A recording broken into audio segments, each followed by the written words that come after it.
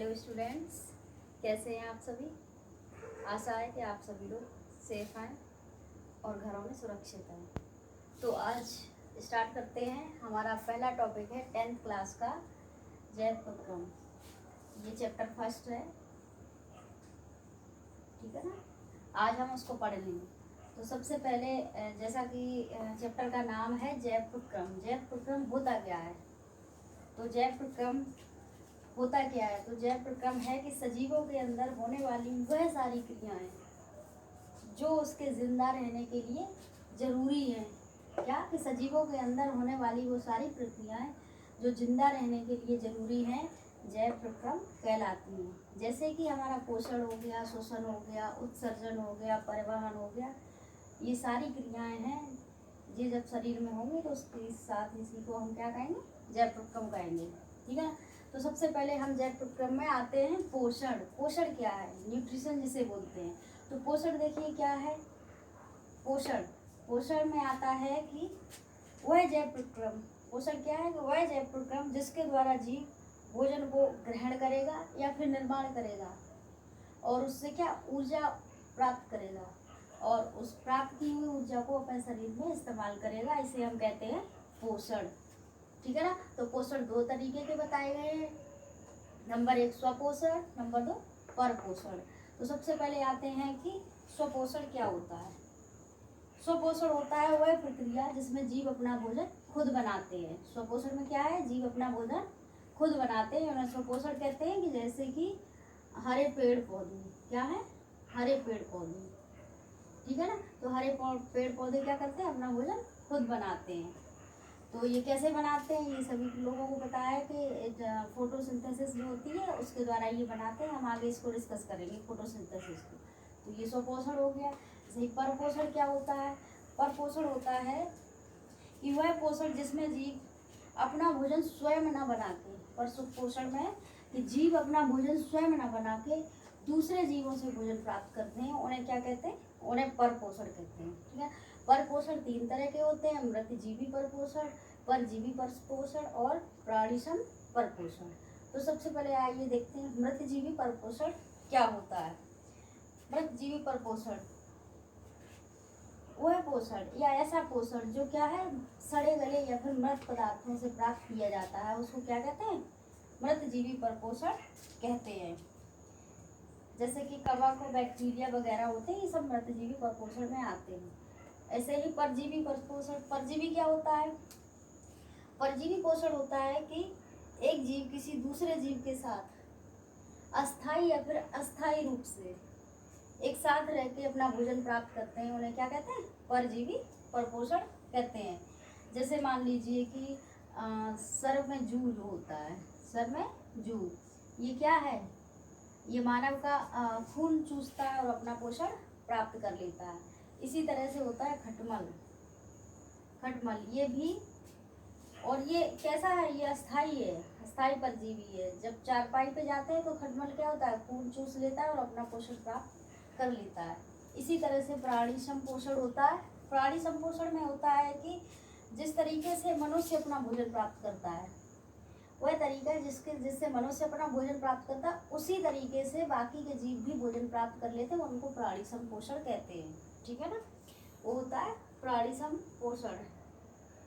जैसे कि मेढक, मेढक हो गया, ठीक है ना, ये प्राणी संपोषण में आता है। मृतजीवी में फॉर एग्जांपल हम देख सकते हैं कवक हो गए, बैक्टीरिया हो गए, ये सभी क्या है?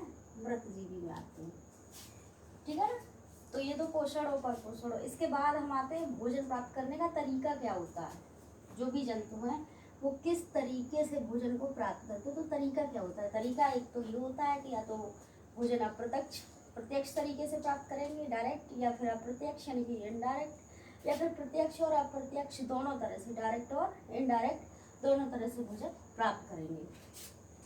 तो वह प्राणी जो अपना भोजन प्रत्यक्ष रूप से प्राप्त करते हैं, ठीक है ना, उन्हें हम शाकाहारी जीव बोलते हैं। जिस तरह एग्जाम्पल में ले सकते हैं खरगोश, ठीक है ना।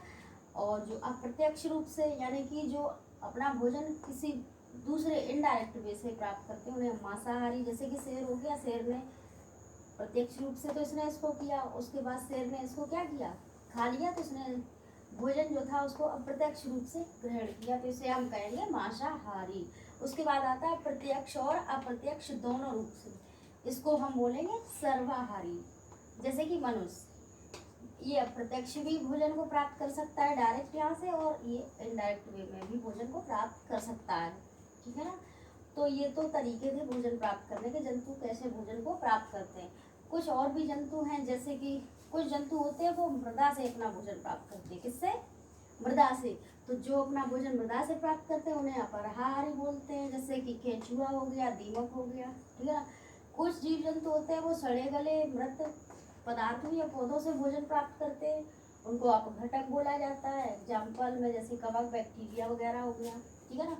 कुछ जीव जंतु ऐसे होते हैं जो अपने से छोटे जंतुओं को खा के अपना भोजन प्राप्त करते हैं, इन्हें हम कैनिबल्स बोलते हैं, जैसे कि सांप हो गया, बिच्छू हो गया, ठीक है ना। इसके आगे कुछ जंतु ऐसे होते हैं जो रुधिर से यानी कि खून को चूसते हैं और अपना भोजन प्राप्त कर लेते हैं, जैसे इन्हें कहते हैं रुधिराहारी, जैसे कि मच्छर हो गया, खटमल हो गया, इस तरीके से।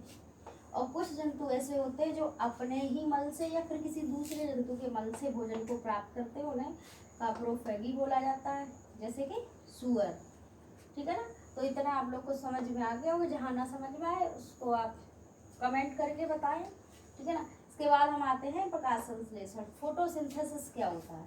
फोटोसिंथेसिस जैसे कि मान लीजिए कि ये हमारा सूर्य है, ठीक है ना, ये हमारा सूर्य है और यहाँ पे कोई हमारा प्लांट है, ठीक है ना, पौधा है। तो क्या करें, प्रकृति के द्वारा हमें दी हुई है बहुत सारी, जैसे कि वाटर हो गया, H2O, CO2 हो गया, कार्बन डाइऑक्साइड। तो कैसे फोटोसिंथेसिस होगा? फोटोसिंथेसिस हो गया कि वाटर की और कार्बन डाइऑक्साइड की उपस्थिति में पौधों में होता है, जो पत्तियां होती हैं उनमें होता है क्लोरोफिल, ठीक है। क्लोरोफिल की उपस्थिति में सूर्य के प्रकाश जब पत्तियों पे पड़ता है तो इसकी उपस्थिति में पानी हमें कहाँ से मिलेगा? जड़ों से मिलेगा, ठीक है ना। कार्बन डाइऑक्साइड हमें एयर से मिलेगी। तो इन सभी की उपस्थिति में क्या होता है? फोटोसिंथेसिस होती है। तो कार्बन डाइऑक्साइड प्लस H2O और सनलाइट का और क्लोरोफिल का होना इसमें क्या है? मस्ट है। उसके बाद क्या बनता है? C6H12O से ये ग्लूकोज होता है, यानी कि हमारी बॉडी को क्या चाहिए? भोजन चाहिए, ग्लूकोज, ठीक है ना। तो ग्लूकोज साथ में दो बाई प्रोडक्ट कुछ मात्रा में जैसे ऑक्सीजन और वाटर हमें मिलता है। अगर हम इसको बैलेंस करें तो हम इसको बैलेंस कर सकते हैं कि 6CO2 plus 12H2O equal to क्या हो जाएगा?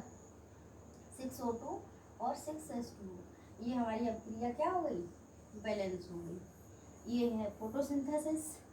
और इसी के साथ पोषण हमारा है, ये चैप्टर कंप्लीट होता है, मतलब ये टॉपिक कंप्लीट है। इसके बाद हम पोषण के बाद हम पोषण कैसे होगा? जब हम कुछ भोजन को क्या करेंगे? ग्रहण करेंगे और भोजन हमारे शरीर के अंदर जाएगा तो उसका क्या होगा? पाचन होगा, ठीक है ना। तो पाचन जब होगा तो हम पाचन को पढ़ेंगे, डाइजेशन सिस्टम, इसी के जस्ट आगे डाइजेशन सिस्टम है उसको पढ़ेंगे, ठीक है ना। तो ये टॉपिक तो हमारा कंप्लीट होता है। नेक्स्ट वीडियो में हम आपको डाइजेशन पूरा एक साथ एक ही वीडियो में कंप्लीट करेंगे। तब तक के लिए धन्यवाद।